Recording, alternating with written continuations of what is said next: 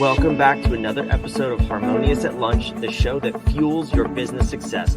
I'm Brandon Gano, your host and guide through the world of harmonious business growth.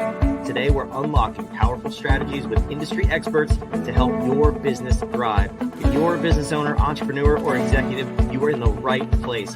Join me and our incredible guests today on the journey to clarity, growth, and success. It is time to revolutionize your approach to business. Let's dive in with another episode of Harmonious at Lunch.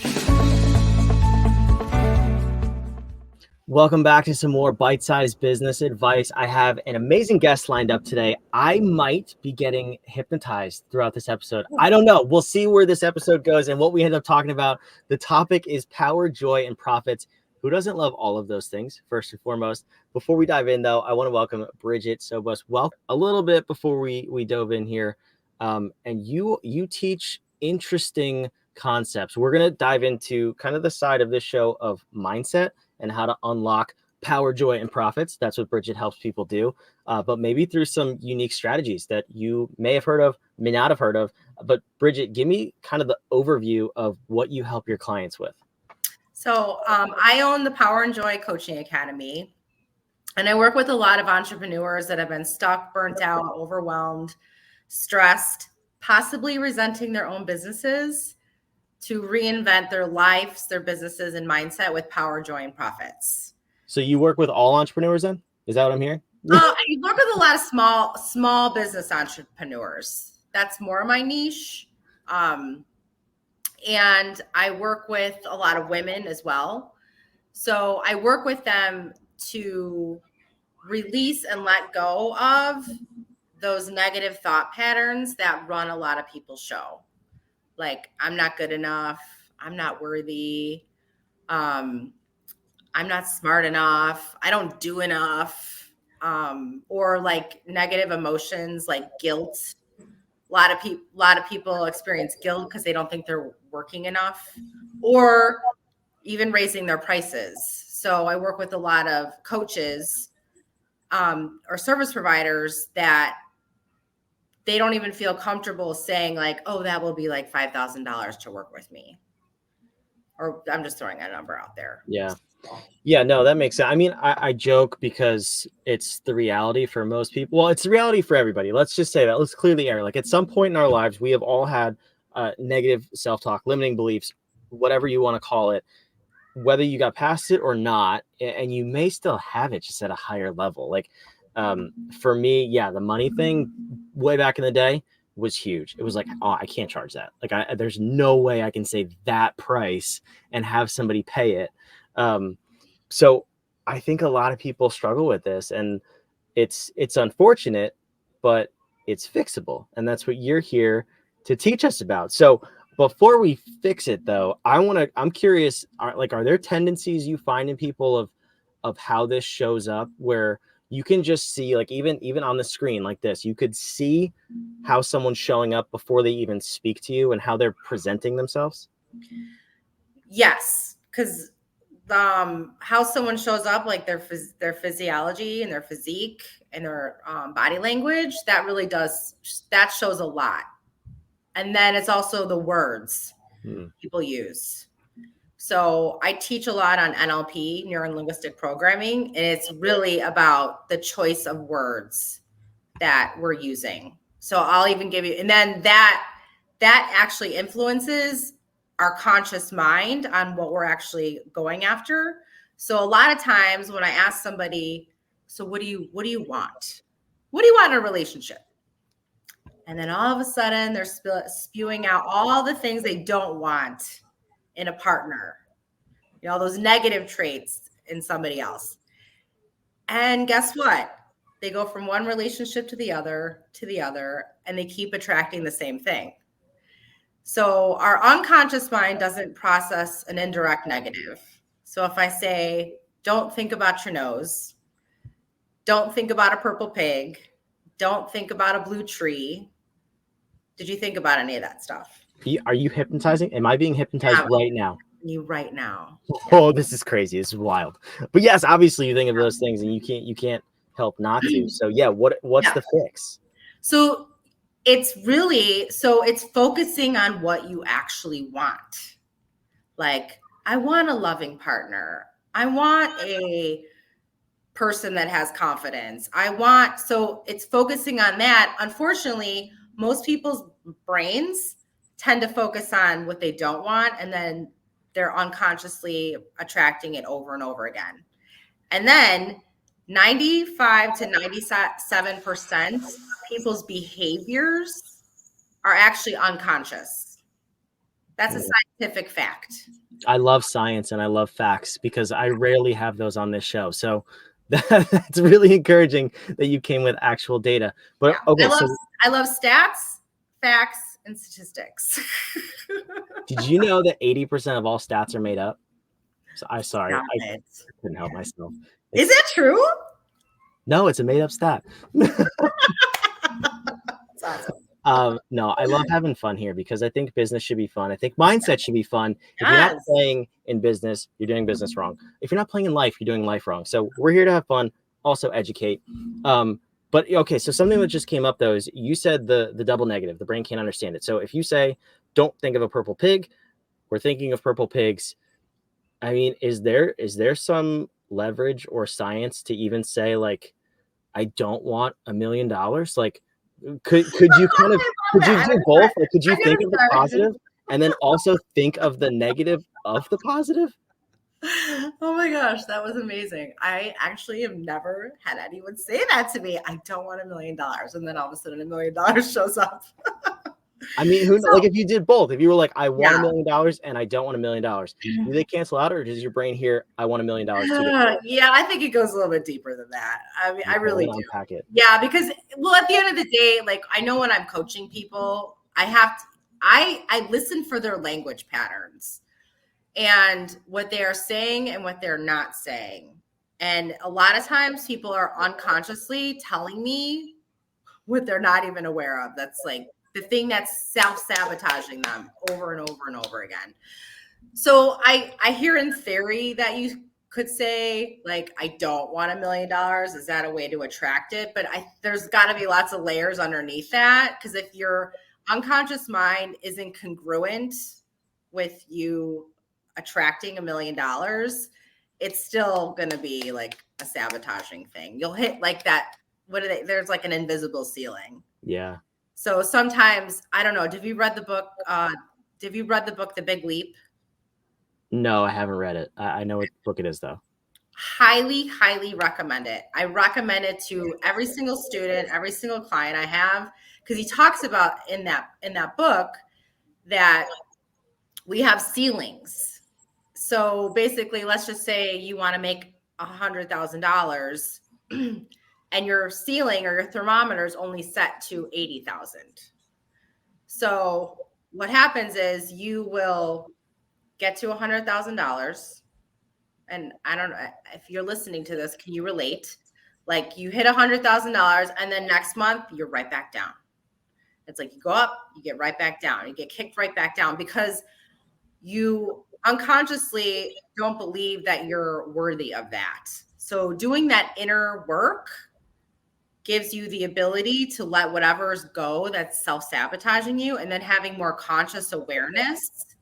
So then you get past the $100,000 mark, and then you sustain it and then grow. And then there's also a possibility like, okay, so now I want to make 500,000. Okay, so what is the next level? What's the next? Because we're like an onion, you know. I've lived a long life. I mean, I don't know how old you are, but I've been here quite a while. I'm like, I've got layers. We have layers. Shrek said it best. Ogres are like onions. A layer. Pardon? I said Shrek, the movie Shrek. He said ogres are like onions. People, same thing. Oh, that's funny. I love that. Yeah, but that's true. And actually, so when you were saying that, I think of pretty much all of my clients because this is human nature. Is we have the ceilings, like you said, and somebody pushes us, whether it's a coach, consultant, mentor, business partner, whatever. You get pushed to do something. You go out of your comfort zone, but someone else is there supporting you, which is why you have, the courage, if you will, to get there. Mm-hmm. As soon as you get it, you go back. To whatever degree you go back, it doesn't matter, but there's always that taking a step back. So I'll give you a perfect example. In our business architecture or business model that we install in our clients' companies, we focus on as little as humanly possible. We don't want people doing more. We firmly believe in the 80-20 rule and doing less to get more. Yeah. But what so many entrepreneurs are conditioned to believe is that more work equals more growth, more money, more profits, more business, whatever. So they think they have to do more in order to grow. And then we come in and we say, no, we're instead of 100 things, we're going to do 3. Yeah. And they push back so hard. So how do we get past that with people? All right. May I give you a vulnerable example of myself? Please, yeah. Because this can help somebody understand about that possibility you just shared with doing less and making more. So I've been an entrepreneur for 17 years. And my first business was a salon. So I owned an award-winning salon in Chicago. I sold it during the pandemic. I was an independent consultant for another company. And then I was like thinking about, what do I want to do with my life? And I got certified in the NLP, timeline therapy, and hypnosis.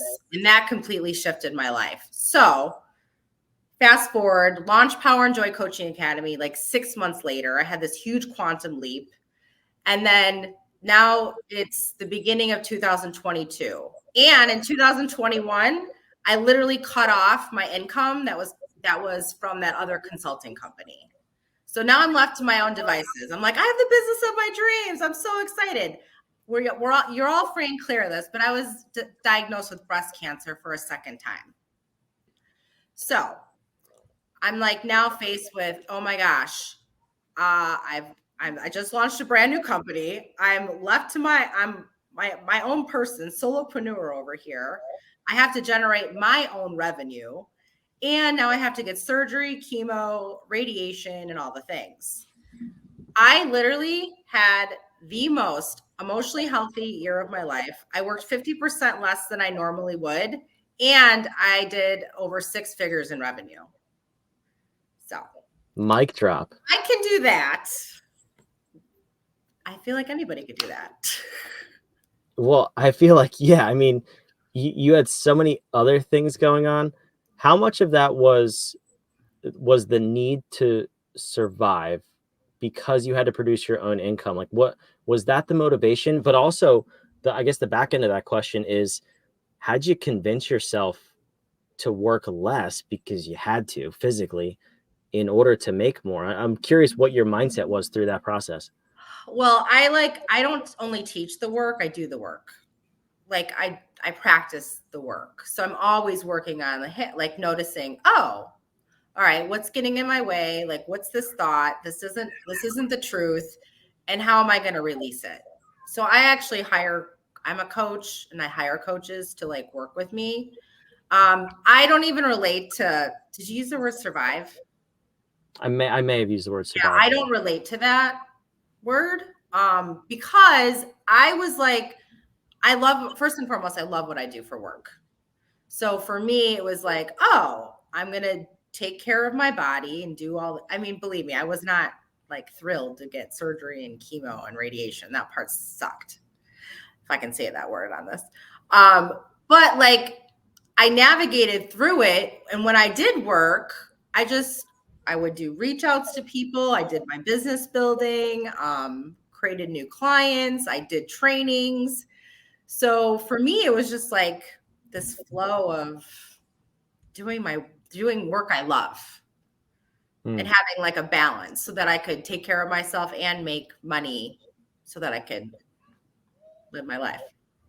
Yeah. And it's interesting too, because what I heard was in the things that you did do while you were working, all of those, and I'm sure you did other things, but all of those were revenue producing activities. And what I see a lot in business owners, and so our clients are typically 7, 8, 9-figure entrepreneurs. Mm-hmm. Most of the time, they're either not clear on what those revenue producing activities are, or not the highest ones that they could be doing, or they fill their day with busy work because they just, that's more comfortable for them. Mm-hmm. So what's the shift between, let's assume that we can identify what they are, but we still choose to do the busy work instead. What causes that, and how do we fix it? Okay, so usually when someone comes to you with a challenge, like I'm busy, being busy, like that's their problem. So when I'm working with somebody, they're coming to me with that's a surface level problem. Okay. And usually the problem is not the problem. It's like the problem is all the way down here, and it's like that root problem. So I will coach someone and I'll ask them, well, how is you being busy all the time and not whatever? How is that a problem for you? And then how is that a problem for you? And then I'll ask like other questions. And I usually get down to this root underlying belief that is usually like, I'm not worthy, I'm not enough, I'm not capable, whatever that is. You're all free and clear of that, by the way. I'm not interested in installing things in people, but just to give a reference. So then if I'm working with somebody, then I would support clearing out whatever that is. So they're getting positive learnings and lessons so that they can now reframe the way they think positively and then really go after what they want or put other systems in place that support them to become less busy, if you will. Yeah, interesting. I'm thinking of an analogy like when you're building something, or if you're gonna renovate your home. Like there is the demolition process, and then you have to clean up really good to make sure you got all of the debris, and only then can you rebuild. So it sounds like you're going in with the machine guns of limiting beliefs, and you're clearing everything out, and then but we have to make sure we got all of them right, and then and only then can we rebuild. So what does the rebuild process look like, and what can somebody do, even just from listening to this quick episode? Yeah. What are some things that we can start to do to create empowering beliefs, and empowering language that we can then use to our advantage to actually grow? So this is a really great technique to do on a daily without doing like a deep dive of a breakthrough session with me. So what I tell my clients to do is, first and foremost, you want to get a piece of paper out. This is not anything you share with anybody. I actually recommend you burn it when you're done with it. So it's like literally getting out of your head, like vomiting all of the things that are not working, all the things you might hate, all the breakdowns that are occurring in your life. Like you just dump it out. Once you dump that out, now you start focusing on, okay, so what do I want? And then you write down, this is the part you could keep if you like. The other part, throw it away, like the burning ceremony or whatever. You write down, you get really connected to what you want. And you write that down. Like, I want whatever. I want love. I want profits. I want prosperity. After you're done with the wants, then the next level is, what are you grateful for and what do you love? Because when you're in gratitude and love, your frequency gets just more amazing and you attract more amazingness. So then get present to, what do I love and what am I grateful for? Gratitude is such a beautiful practice forever, every day. Because I think even in someone's worst day ever, finding gratitude in one thing that happened for that day is like a game changer. So practice gratitude, and then it's going into inspired action. Because it's not just about magical thinking. It's about getting in inspired action that's going to back up what do you want and what are you grateful and what do you love. Yeah, and one of the most powerful things. That's a really easy tool for someone to do every day, every single day. Yeah, that's it. That probably takes less than 2 minutes. Am I right? I mean, if you get in the habit, probably maybe the first time, 15, depending on how much stuff someone has to let go. 2 to 15-minute exercise. 15-minute exercise. We'll give you some wiggle room on that. But that's really powerful. One of the things I heard on gratitude a number of years ago. Now there's scientific fact. Look at you bringing out scientific facts for me today.